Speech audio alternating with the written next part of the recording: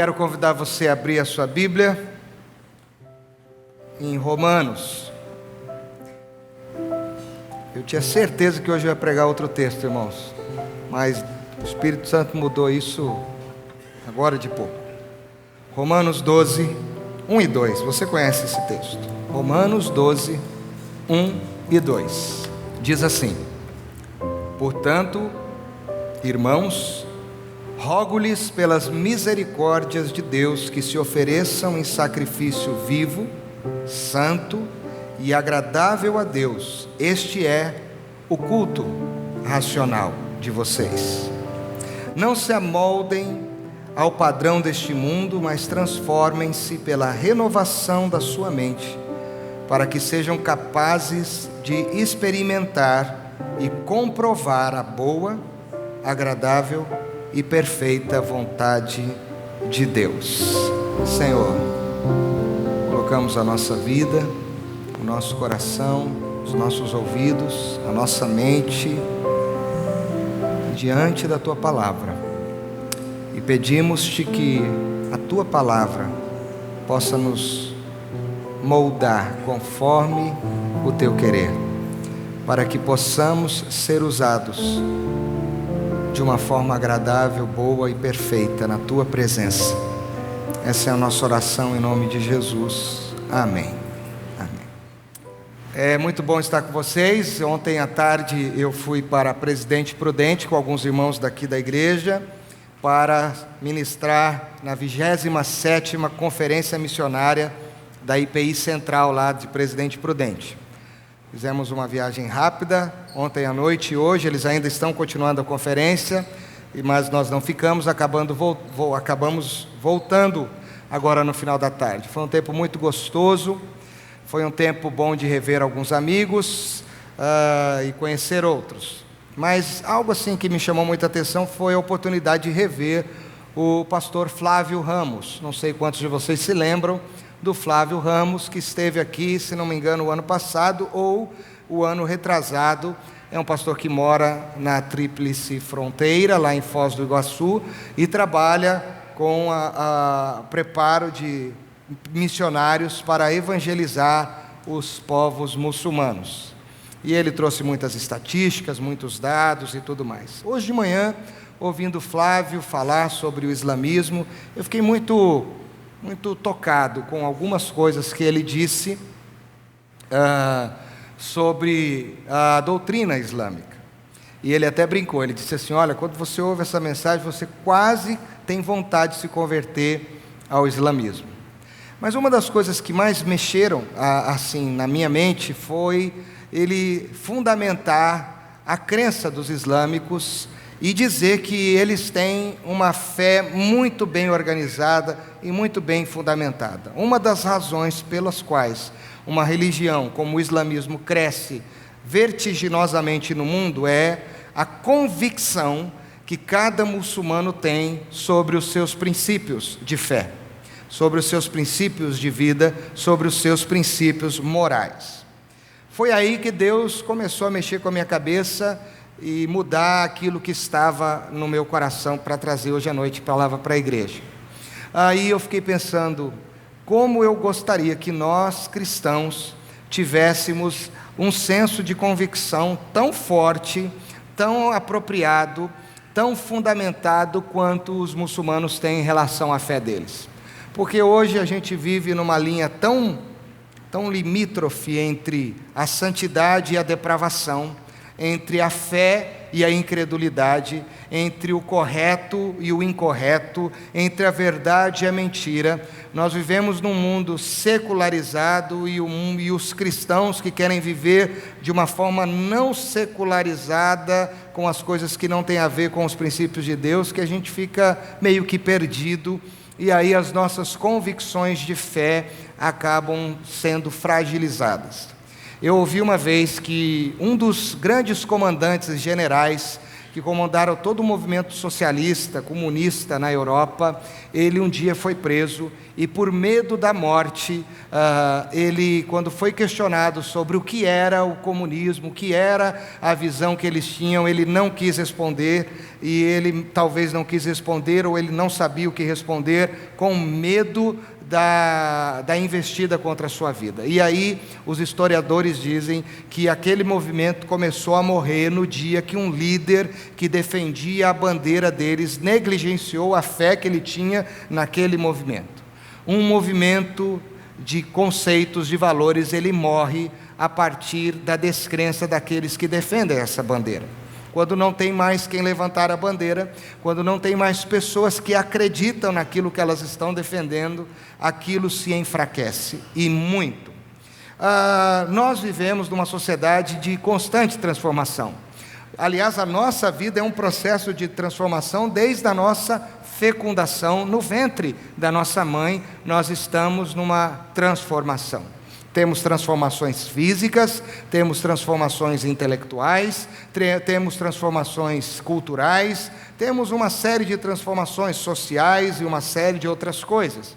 A nossa vida está num processo de transformação, mas nós também vivemos num mundo que também caminha num processo constante de transformação, numa velocidade enorme. É muito difícil você acompanhar os novos conceitos, as novas ideologias, as coisas que estão aparecendo por aí, as novas ideias, não é? As novas posturas. Algumas para nós, eu não sou tão velho, mas eu já estou chegando nos 40, né? Eu fico olhando algumas posturas da nossa geração com aquelas da minha infância, da minha adolescência, da minha juventude, e eu sinto um certo conflito com algumas coisas que estão acontecendo nos nossos dias.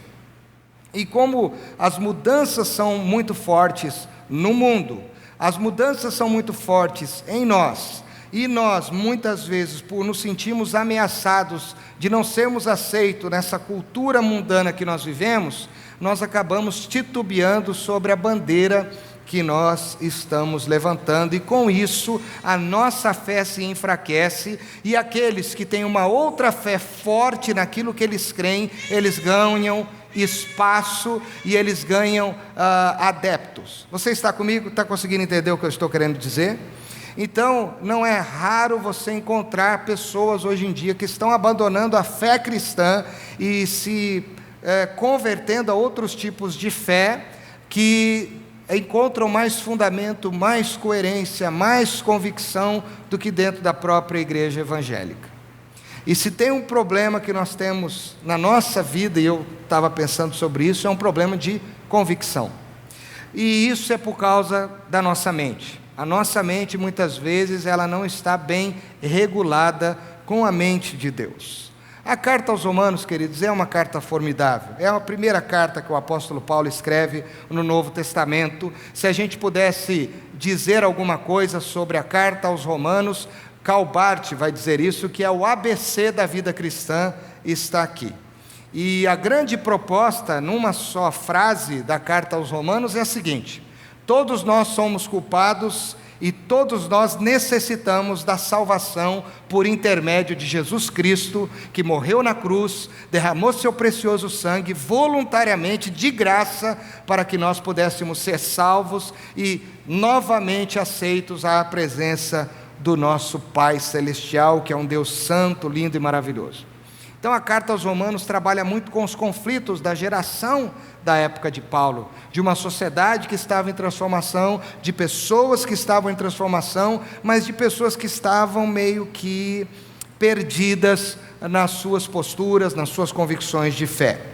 Mas esse texto que a gente leu, ele não começa aqui no capítulo 12, versículo 1, está um portanto, e quem conhece a língua portuguesa sabe que o portanto é uma conclusão de uma ideia que começou aqui no capítulo 11, eu queria que você abrisse a sua Bíblia, acompanhasse comigo, versículo de número 33, é um bloco que começa no versículo de número 33, muito interessante, e que aqui em Romanos 12, 1 e 2, nós temos aqui um desfecho dessa ideia. Olha só por que a gente tem que se santificar, por que a gente precisa renovar nossa mente, por que a gente precisa de todas essas dicas que Paulo diz aqui, essas coisas que ele diz. Por causa disso, versículo 33 do capítulo 11. Ó profundidade da riqueza e da sabedoria e do conhecimento de Deus! Quão insondáveis são os seus juízos e inescrutáveis os seus caminhos! Quem conheceu a mente do Senhor, ou quem foi o seu conselheiro? Quem primeiro lhe deu para que ele o recompense? Pois dele, por ele e para ele são todas as coisas, a ele seja a glória para sempre. Amém. Portanto, rogo-vos, pois, irmãos, pelas misericórdias de Deus, que vocês apresentam ou ofereçam o seu corpo como sacrifício vivo, santo e agradável a Deus. Este é o culto racional de vocês. Então, Paulo está falando da dimensão da grandiosidade de Deus. Deus é um ser santo, Deus é um ser que tem muita sabedoria, Deus é um ser que está num patamar muito mais elevado do que qualquer ídolo desta época, do que qualquer totem desta época, do que qualquer deus ou semideus desta época. Deus está num nível muito mais elevado, que nós humanos não podemos manipulá-lo com os nossos sacrifícios, com as nossas ações. Ele é acima de tudo isso, e ninguém conheceu a mente dele. Ele é absoluto sobre todas as coisas, ele é voluntarioso, ninguém precisou fazer nada para que ele pudesse ter iniciativa. Deus é um Deus que governa todas as coisas, e ele diz, porque dele, por ele, para ele são todas as coisas, para sempre, amém. Depois que ele fala isso, ele diz, agora vocês que dizem que acreditam neste Deus que é tão grande, tão santo, tão profundo, tão rico, que governa todas as coisas, vocês precisam ter uma mente, vocês precisam ter um comportamento, vocês precisam ter um sistema de valores, vocês precisam ter um culto que seja agradável e que seja coerente a este Deus que é tão grande que vocês estão olhando aqui. Culto racional aqui é uma palavra forte no versículo que nós lemos. E a palavra culto racional aqui significa uma ação ou um envolvimento que não me envolve apenas o intelecto, é uma coisa integral. O ser humano, ele é composto do coração, da mente, da alma, da capacidade de sentir, das suas emoções. O ser humano pode pensar, e o culto a Deus é um culto em que o ser humano pensa sobre Deus, esse Deus profundo. É um culto que o ser humano sente este Deus, por pensar sobre ele, querer se relacionar, e este culto é um culto que o ser humano se entrega, se rende a este Deus, a quem ele tem condições de pensar, a quem ele tem condições de se relacionar, e aí então ele se rende. De uma forma consciente, não é uma ação coletiva, não é uma ação de massa. Isso é interessante dizer, porque na época, eu já vou parar com essa coisa de contexto, mas é para você entender do apóstolo Paulo. Muita gente frequentava muitos templos de ídolos, e muita gente ia lá sem saber o que estava fazendo lá. Estava bombando, vamos dizer, era o templo da época, da moda, tinha o líder da moda, as coisas estavam acontecendo, o povo ia para lá. Então é queimar incenso? Vamos queimar incenso. É fazer isso? Vamos fazer isso, porque nós queremos. É uma libertinagem sexual, porque não importa direito essa coisa da carne, porque a carne, ela vai ficar aqui mesmo, então vamos adorar a Deus só na mente, e a carne nós vamos depravar total. Não existia racionalidade, não existia inteligência na cabeça das massas, né? Porque eles seguiam o fluxo das pessoas. Então, se aqui deixava de estar bom, eles iam para outro lugar, e assim por diante. Então não havia convicções, era um problema sério. Um ser que não tem convicção daquilo que ele crê, ele não vai chegar em lugar nenhum.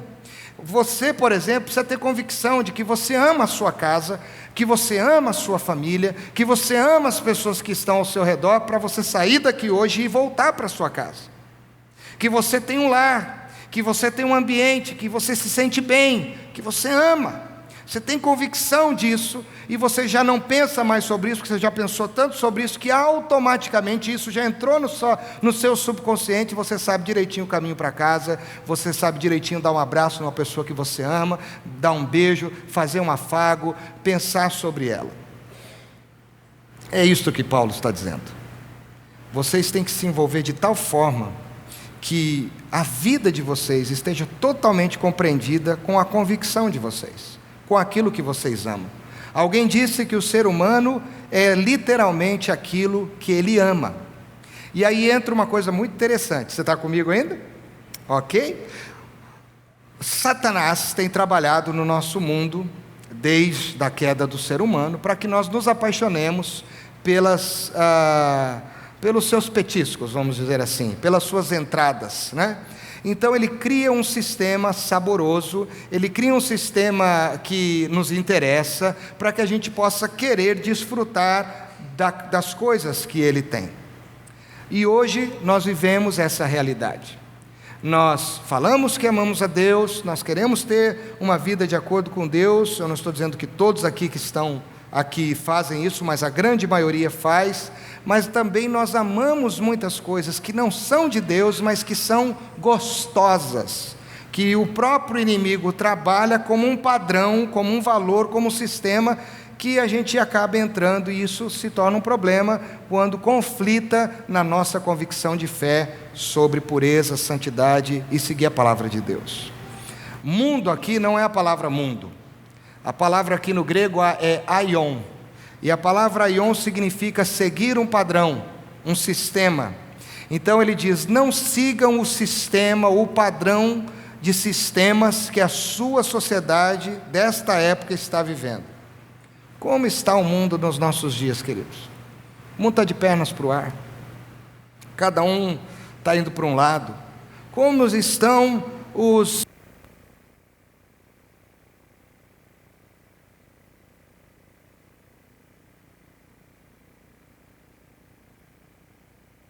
Alô? Som, pronto.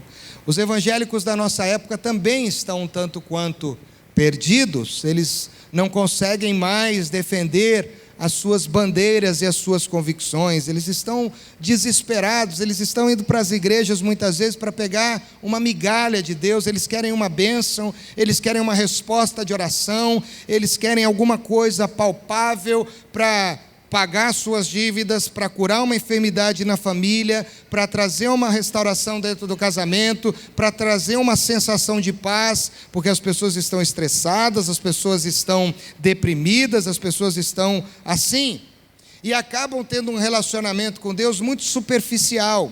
E por ter um relacionamento com Deus muito superficial, eles não desfrutam dessa profundidade relacional, e aí eles não conseguem se entregar integralmente a Deus.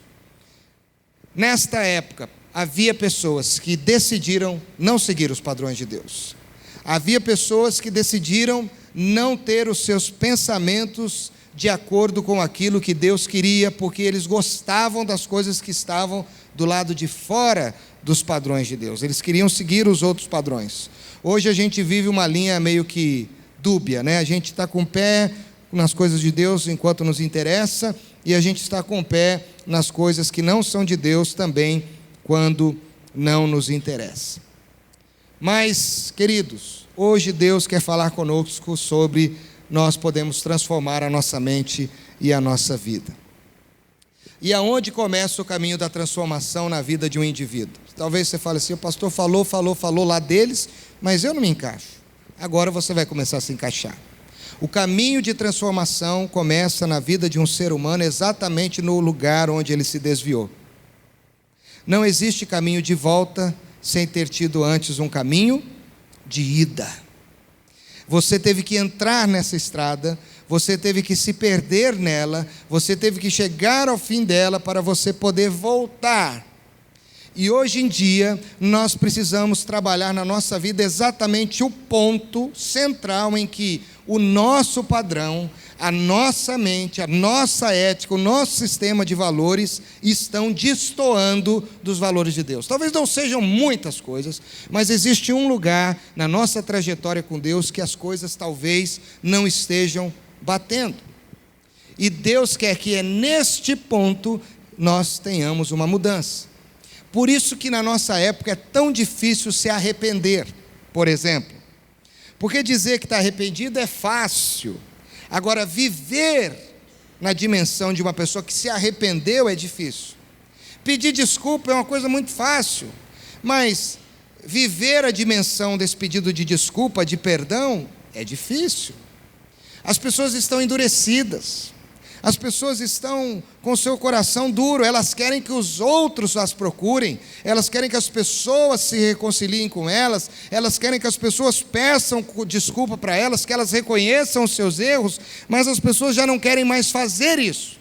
A iniciativa, porque tem que passar por um caminho que a gente não quer, o caminho de você dizer assim, eu errei. Difícil, né? Agora olha para quem está do seu lado, se for o marido da esposa, olha com carinho, tá certo? Olha lá, diga assim, você erra, pode dizer, com amor, tá certo? Na igreja pode, tá? Você erra, eu erro, todos nós erramos. E isso é bom. Errar é bom. Porque quando você faz uma coisa errada, você tem a oportunidade de descobrir aquilo que é certo. O problema, e é o adágio popular, é que dizer errar é humano e permanecer no erro é burrice, é ficar na burrice, é ficar na ignorância.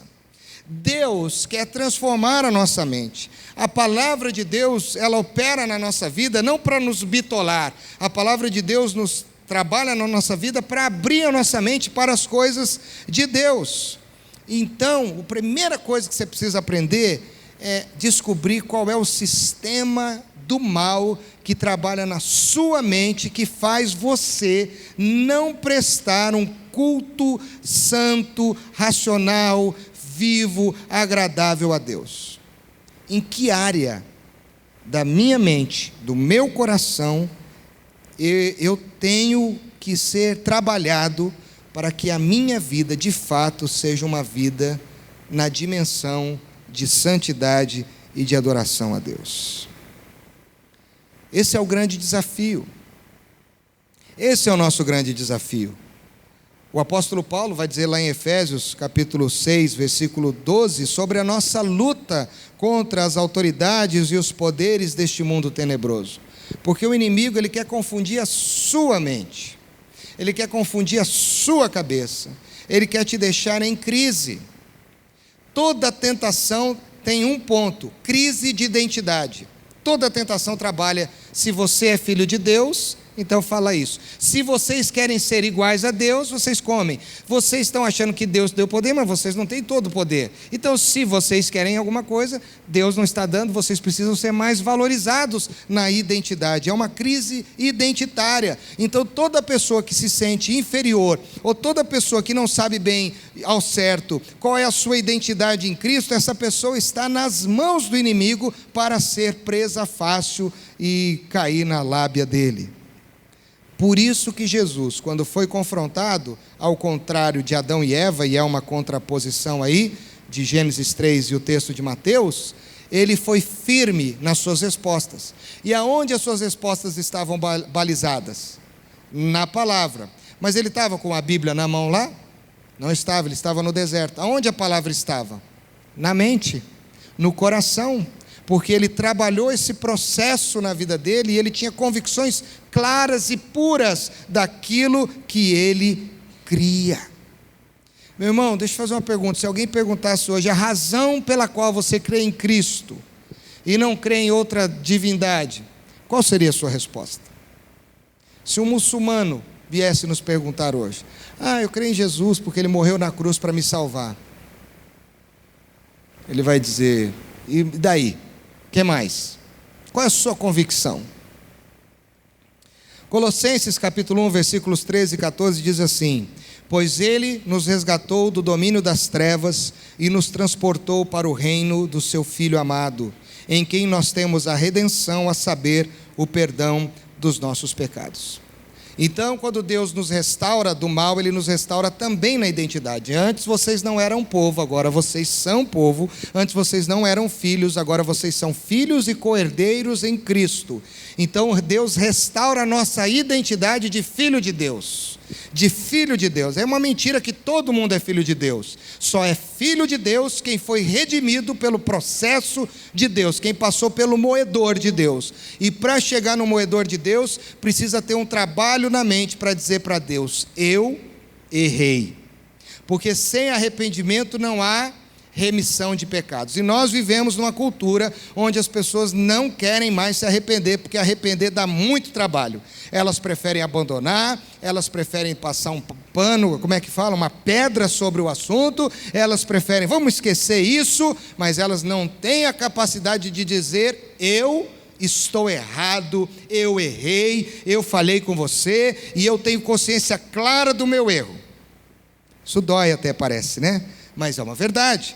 Então, quando a gente olha para esse texto de Romanos, capítulo 12, nós temos que entender que o processo de mudança de ideia é um processo difícil. É difícil você mudar um conceito depois que ele está bem solidificado na cabeça de alguém. É muito difícil. Na cabeça de uma criança já dá trabalho.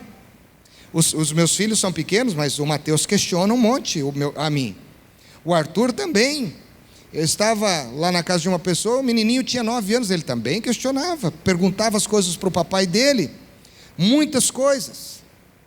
Até a tecnologia hoje em dia trabalha com a sua mudança de ideia. A tecnologia se transforma. Você tem os seus sistemas operacionais, sejam eles da Windows, do Macintosh, sejam eles outros aí que vão pela frente. Mas uma das coisas que as empresas fazem sempre é uma mudança, uma reprogramação do seu próprio sistema. É uma atualização, como nós dissemos aqui no passado, é um upgrade das ideias dominantes. E aí eu tenho que mudar as ideias dominantes que me destoam do meu relacionamento com Deus para as ideias dominantes que me aproximam num relacionamento com Deus. Uma outra pergunta para você, você gosta de anotar? Anote isso. Quais são as suas ideias dominantes a respeito da sua fé em Cristo? São perguntas, queridos, numa sociedade de transformação que nós precisamos ter na nossa mente. Um escritor fantástico, que eu já li vários livros dele, chamado Dallas Willard. Se você gosta de ler bons escritores, leia Dallas Willard. Você pode procurar qualquer livro dele que você vai gostar muito. Dallas Willard diz que a conversão é uma genuína experiência na nossa vida, é uma experiência arrebatadora, é uma experiência transformadora, é uma experiência única, é uma experiência definitiva. Porque ela passa por um processo de um Deus que tem a profundidade da riqueza, da sabedoria, que os seus juízos são insondáveis, que tem uma mente que o homem não pode conceber, que não precisa de conselheiro e que dele, por meio dele e para ele são todas as coisas. Então o que vem desse Deus é pleno. Amém? E aí você tem um colapso, você tem uma crise. E essa crise diz, eu não posso mais viver sem esse Deus, eu não posso deixar de te amar, eu não posso deixar de adorar, eu não posso deixar de desejar a tua presença, porque eu entendo que isso é valiosíssimo para mim, ainda que eu viva num mundo que me ofereça muitas coisas, eu vou usufruir das coisas que a minha geração tem para me oferecer, mas eu não vou querer comer da comida que o diabo está dando para as outras pessoas. Eu não vou querer me assentar na roda das pessoas que não querem saber de Deus. Eu não vou me amoldar no padrão deles, porque eu tenho convicções fortes o suficientes para dizer não. Então você tem que estar muito atento. E aí tem um texto muito interessante, Jesus já tinha prevenido isso, e eu acho a Bíblia formidável, lá em Lucas capítulo 12, dos versículos 51 a 53, e Jesus fala sobre essa coisa dos danos que uma fé nele pode gerar, e você tem que estar consciente sobre isso, e ele preveniu que quem tem convicção forte vai estar disposto a fazer isso aqui. Ele disse assim, não que a gente tenha que fazer isso assim, dessa forma, mas a gente tem que entender isso. Vocês pensam que eu vim trazer paz à terra? Versículo 51 de Lucas 12. Isso mesmo. Não, eu lhes digo, pelo contrário, eu vim trazer divisão. É divisão da mente de um sistema operacional de pecado para um sistema operacional divino, de Deus. De agora em diante, haverá 5 numa família divididos uns contra os outros, 3 contra 2 e 2 contra 3. Estarão divididos pai contra filho, e filho contra pai, mãe contra filha, e filha contra mãe, sogra contra nora, isso foi profético mesmo, né? E nora contra sogra. Ô, profecia poderosa essa, né? É brincadeira, obviamente, né? Mas o que Jesus está querendo dizer? Que pode haver nos nossos relacionamentos momentos tão conflitantes que nós temos que estar muito conscientes de que existem um sistema da verdade de Deus, daquilo que Deus nos ensina sobre o padrão de vida que Ele nos quer e aquilo que não é de Deus. E se for preciso, eu vou manter o padrão de Deus, eu não vou arredar o pé, porque eu tenho uma convicção forte. Talvez seja por isso que Paulo disse: é por isso que eu não me envergonho do Evangelho de Jesus Cristo, porque o Evangelho de Jesus Cristo, ele é poderoso para libertar, para quebrar algemas e outras coisas mais. Nós temos que ter essa convicção. Jesus confronta um sistema de ideias, Jesus confronta um desenrolar de uma cultura, em prol de uma mente santa compenetrada em Deus. Jesus tinha sua mente bem arraigada em Deus, porque ele conhecia a palavra. E hoje, queridos, é raro a gente ver pessoas manuseando a Bíblia. Não precisa ser de papel, não. Eu já venci essa coisa do tradicionalismo, nem que seja no teu tablet, no teu smartphone. Ao invés de você ficar lá no Facebook um monte de tempo, fazendo um monte de coisa em redes sociais, leia a Bíblia e faça oração se quiser crescer. Se quiser crescer, leia a Bíblia e faça a oração se quiser crescer. Eu aprendi isso na escola bíblica. Eu era pequeno. Mas como nós estamos de Bíblia? Nós estamos fracos de Bíblia. E aí quando alguém vem para a gente da igreja, que está há muito tempo na igreja, né? Uma pessoa nova até é legal você ver isso. Uma pessoa mais velha fala: olha, pastor, comecei a ler a Bíblia, viu? Nunca tinha lido a Bíblia, mas agora eu vou ler de capa a capa. Estou lendo a Bíblia. Parece que ela está assim, fazendo uma coisa extraordinária. E eu fico lamentando, porque eu preciso ter convicções fortes, e é neste manual que eu tenho. Eu leio muita coisa, eu leio revistas, eu leio a Veja, eu leio outras coisas, leio jornal, mas eu tenho que ler a Bíblia, porque aqui está a base da minha fé. E somente conhecendo a base da minha fé, culto racional, é que eu tenho condições de prestar a Deus aquilo que lhe agrada. Queridos, segundo lugar, quando os nossos pensamentos estão em Cristo, nós desenvolvemos com Ele uma única imagem.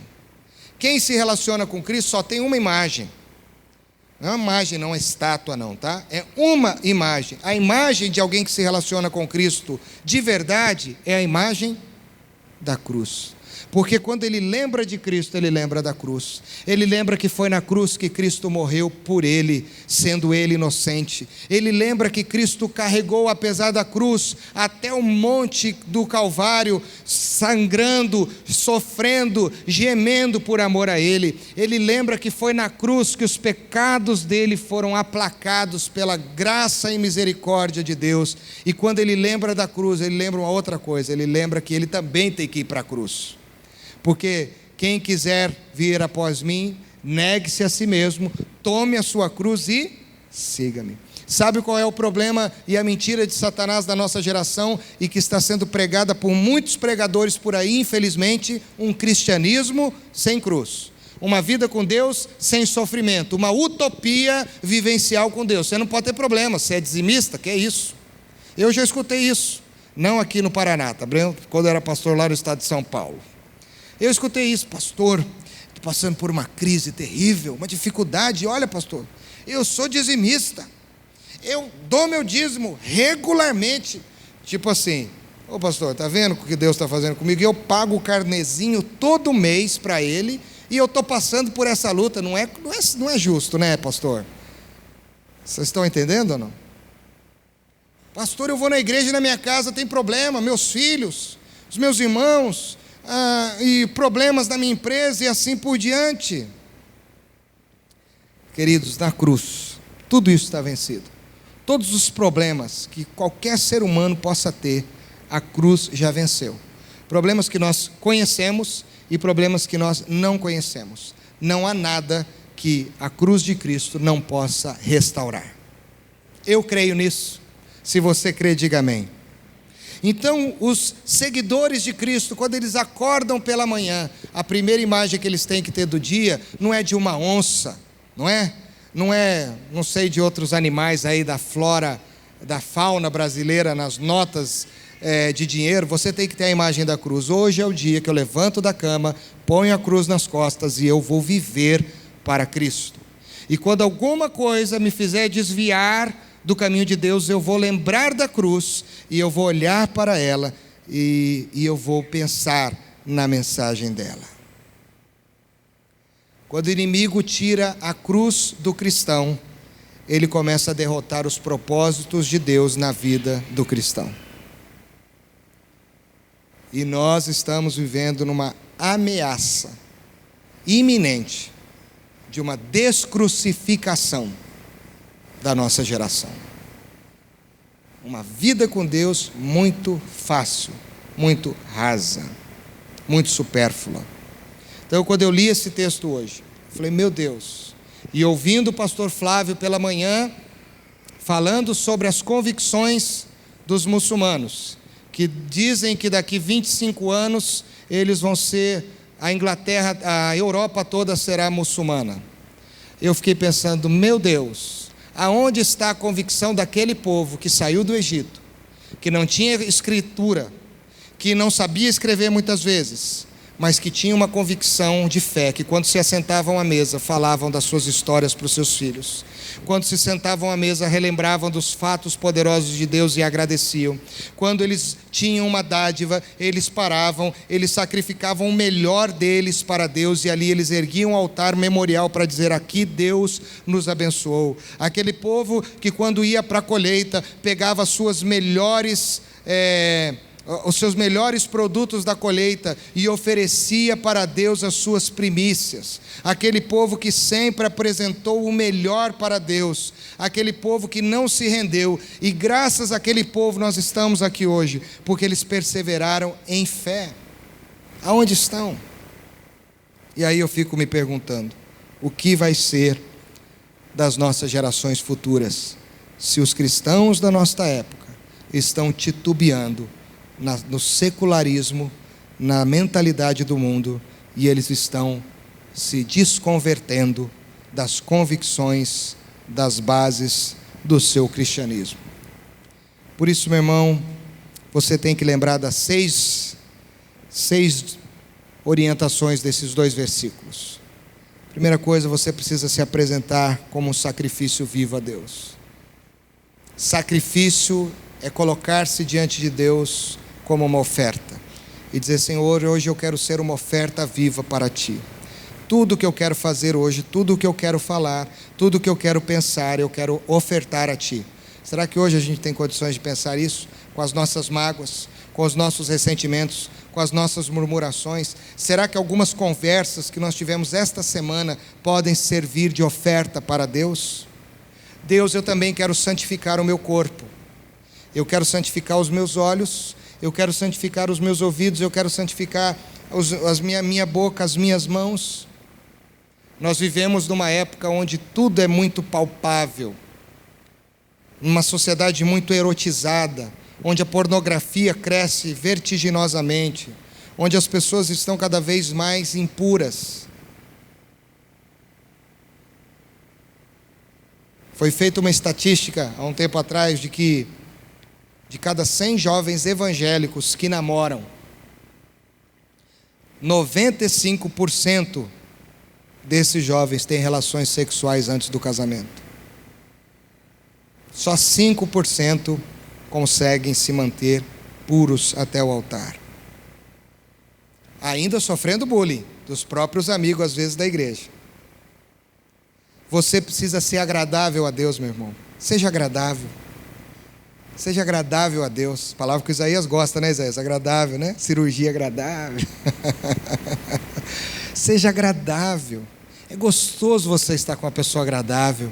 É gostoso você estar num ambiente agradável. É gostoso você ouvir uma música agradável, comer uma comida agradável. é gostoso, o que é agradável é agradável. Você tem que ser agradável a Deus, não seja desagradável a Deus. Seja um culto ambulante. Imagine que em cima da sua cabeça tem uma cruz, dizendo: aqui está um templo de Deus, e aonde você vai, o culto de Deus está acontecendo. Com as pessoas com quem você conversa, o culto de Deus está acontecendo. Você é um culto ambulante, aonde você vai. Culto racional, a minha mente trabalha para glorificar a Deus. Mas também seja uma pessoa que vai negligenciar, não a Deus, mas os padrões que conflitam com os padrões de Deus. Você não vai querer isso para você. Não é de Deus, eu não quero. Não é de Deus, eu não toco. Não é de Deus, eu não me amoldo. E peça para Deus a cada dia transformar a sua mente. E aí, queridos, eu estou concluindo, tem uma palavra muito interessante aqui que fala a perfeita vontade de Deus no final do versículo 2. No texto original, no grego, só tem uma palavra aqui, não tem toda essa frase. A palavra que aparece aqui é teleios, ou teleios. E é muito interessante quando você olha para a questão original. O que o apóstolo Paulo está dizendo aqui? Ele diz assim: olha, quando você se apresentar como um sacrifício vivo, santo e agradável a Deus, que é o seu culto inteligente, que você ofereceu por Deus pela sua convicção, que você não se amoldou ao padrão do mundo, mas você se transformou renovando a sua mente, para que você possa experimentar e está experimentando a boa, perfeita e agradável vontade de Deus. Aí aparece a palavra teleios. Ele diz assim: você atingiu a finalidade da sua vida. Você atingiu o fim. Não o fim de tempo, mas o fim de finalidade. Esta é a finalidade pela qual você tem que trabalhar. Quando você entender isso, nada mais te falta, você está completo. E aí, queridos, vou só deixar os textos bíblicos aqui. A Keila já pode até vir aqui me ajudar. Só textos da Bíblia e só salmos. Olha que maravilha. Concluí com esses salmos. Vou fazer uma leitura dinâmica de alguns salmos. Salmo 19, 7 e 8. A lei do Senhor é perfeita e revigora a alma. Os testemunhos do Senhor são dignos de confiança e tornam sábios os inexperientes. Os preceitos do Senhor são justos e dão alegria ao coração. Os mandamentos do Senhor são límpidos e trazem luz aos olhos. Salmo 119, versículos 10 e 11. Eu te busco de todo o coração, não permitas que eu me desvie dos teus mandamentos. Guardei no coração a tua palavra, para eu não pecar contra ti. Salmo 119, versículos 127 e 128. Eu amo os teus mandamentos mais do que o ouro puro. Por isso considero justos os teus preceitos e odeio todo o caminho da falsidade. Os teus testemunhos são maravilhosos e é por isso que eu obedeço. Alguém me falou assim: por que você obedece a Deus? Porque o que Ele me ensina é maravilhoso. Não é porque Ele manda apenas, é porque o que Ele ensina é bom demais. Entende isso, irmão? Muda a figura, né? Da lei para ser agradável. Versículos 163 a 165 do Salmo, ainda 119, que é o Salmo da palavra. Olha que coisa importante. Odeio e detesto a falsidade, mas eu amo a tua lei. 7 vezes por dia eu te louvo por causa das tuas justas ordenanças. Os que amam a tua lei desfrutam paz, e nada há que os faça tropeçar. Olha isso, meus irmãos. Os que amam a tua lei desfrutam de paz, e não há nada que os faça tropeçar, porque eles estão convictos, porque a mente deles está bem programada, porque a vida deles está totalmente comprometida, porque eles já atingiram a finalidade pela qual eles foram salvos, porque eles se lembram da cruz, porque eles são um culto ambulante, porque eles têm claro qual é o padrão de Deus para ele, e por isso eles vivem de acordo com o que Deus quer, e não há nada que os faça tropeçar. É isto que a palavra de Deus faz. Ela te dá estabilidade, ela te dá um horizonte, ela te dá uma esperança e ela te dá uma firmeza. Meus irmãos, nós precisamos nos converter novamente à palavra de Deus. Eu lamento falar isso na igreja, eu sei que tem muita gente assistindo de outras igrejas agora, mas nós precisamos nos converter à palavra. Não a pastores, não a líderes. Leia o editorial que eu escrevi. Nós precisamos nos converter à palavra, a Cristo. Se nós fizermos isso, o sistema de valores que destoa da palavra de Deus não nos farão tropeçar. Então, meu irmão, eu quero orar para que você não tropece, mas que você, para não tropeçar, você tem um caminho a percorrer. Foi tudo isso que a gente falou. Então que Deus assim possa nos fazer refletir como está a nossa mente. Qual é a qualidade do nosso culto a Deus? É agradável? Isso aqui não é culto a Deus. Isso aqui é uma representação de um culto. O que é o culto a Deus é o que está dentro do seu coração. Se todos os corações estiverem fechados para Deus aqui, por mais que a gente pule, toque, cante e dance, não sai do teto. Agora, se tiver corações compungidos, contritos, na presença de Deus, esse culto sobe para Deus. Não é o culto da Jeová Rafá, é o culto do Ricardo, do Ademir, do Wellington, do Cido, do Zé, do Itamar, do Claudemir, do Isaías. É este culto que sobe hoje. É o culto nominal a Deus. Não é o da massa, não é o coletivo. É o culto que sai do teu coração. Então a minha pergunta para você é: como está o teu coração e como está o teu culto? Muita gente vai para a igreja e avalia o culto. O culto hoje não estava muito bom, não tinha pouca gente. Hoje tem pouca gente, né? De manhã tinha menos gente ainda. Eu assisti pela internet o culto. O louvor não estava bom. O pastor hoje não estava no azeite, não. Ele estava num olhinho de soja muito ralo. Estava fraco o pastor hoje. Mas e o seu culto? O que Deus diria do seu culto?